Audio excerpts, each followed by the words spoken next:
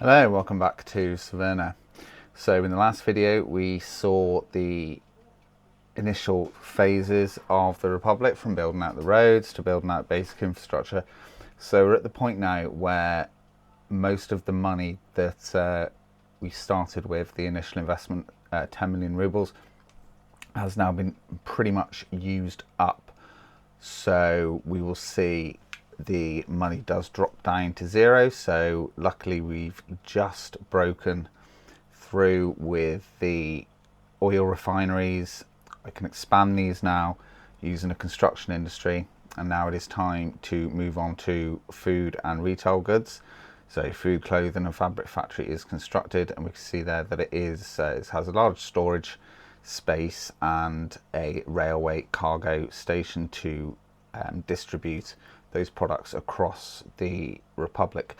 So I just want to make clear that it is really important to get your construction industry up and running as soon as you can, because that means then that you're always able to build your way out of most issues, as long as you've pre-planned vital things. So if everything on my Republic failed for some reason, except for the windmills, the pumps and that export dock that will be exporting just oil, if the refineries stop producing fuel, and that way I will always able to you'll always be able to like slowly work your way out if you're getting any issues, especially if you've got your own domestic production of things. At the moment I am importing grain because it's pretty cheap, and I don't have any farms or anything at the moment. I'm not quite sure how the island is going to be laid out, and farms, because they take up so much space. I need to make sure that where I build them is where they should be in the future, if that makes sense. So I need to sort of see how this Republic is starting to shape up. So at the moment I'm focusing pretty much on the oil industry, because that is the densest value item that I can quickly export, and it does provide lots of jobs for the new citizens.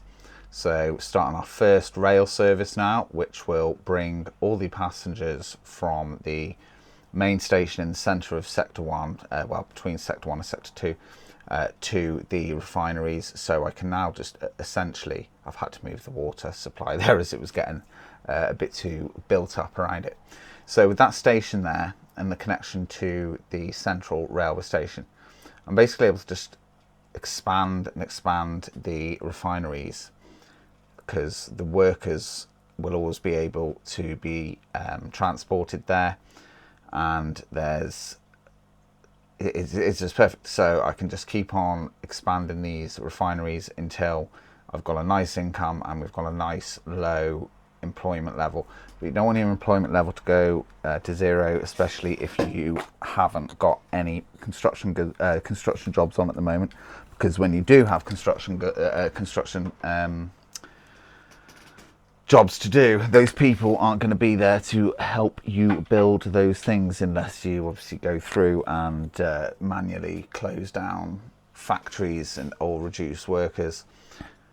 So we're in, I think, the third year now, third winter, and I'm just building some very dense housing around the station in the kind of central axis of the city here.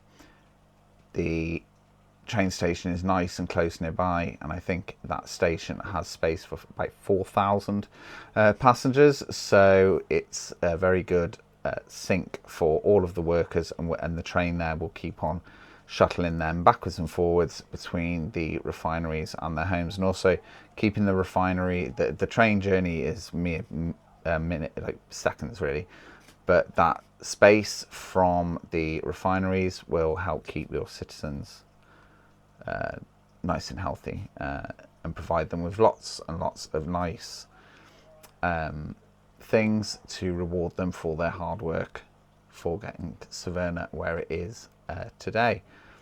So basically you can see the way it's developing nicely along there. I had to now introduce a incinerator to the waste stock because the ships by themselves and the claw dumps there just weren't doing the job, so we have built another refinery. But this goes back to that having that station basically plonked right there. It means that we've got a good connection for workers to that. So now I'm building my second large refinery. I've built a couple of the smaller ones, but this now is the second large one. It's all being made with Severna resources and Severna labour.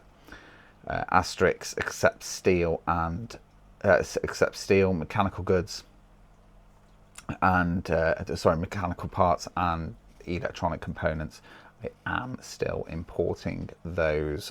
There's no domestic production of those, but that really is going to be the next phase. The next video will be beginning the steel and coal industry. I believe I'm going to have to also expand the oil field, the actual pumps, as these refineries are going to start really sucking down the juice when it comes to the oil supply, as I'm now expanding into the autumn of the third year, I believe. Just doing a few modifications to the road there just to help it be a bit more efficient. So as you can see, we've got the oil refineries happily blasting away there, making lots of currency for Severna, so we can import the goods that we will need to develop further, i.e. the steel mill, mechanical components factories, electronics factories, vehicle factories. They will all need to be constructed on Severna. And this will be obviously the journey that we take. I've also had to build another prison as well. Unfortunately, criminal, due to such amazing lives in Severna, some people get a bit bored and they turn to petty crime. So here we are, the sort of beginnings now of Sector 2, which is just just south of Sector 1, right across. It's basically just the next blocks of it.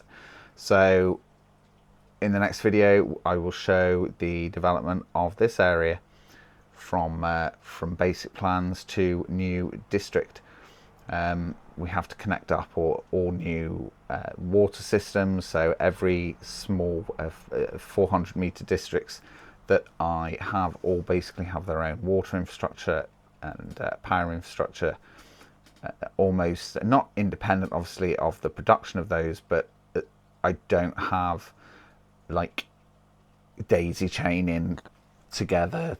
You know, it will have its own direct connection to the drinking water supply. Have its own direct connection to the to a waste management system. So you're not getting those bottlenecks. So each one of these blocks, if the other one, say if I completely disconnected it, the next block next would be able to still continue on. It just helps create a lot of redundancy in the system and easier to trace problems, because if you just keep on adding pipes and pumps and connect it all in days chain long, if you get like some sort of issue where there's either too much pressure in a certain place or water's not being delivered to a certain place, it's really hard to, I think, to track that back if you keep doing that. Whereas if you do try to keep things sectorized, I mean, they are, don't get me wrong, they are connected, but it will usually be through one or two pipes, or with the water system generally it's water tanks.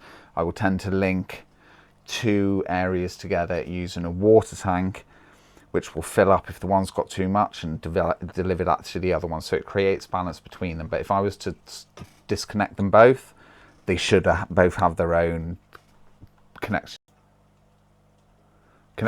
to the water treatment plant itself.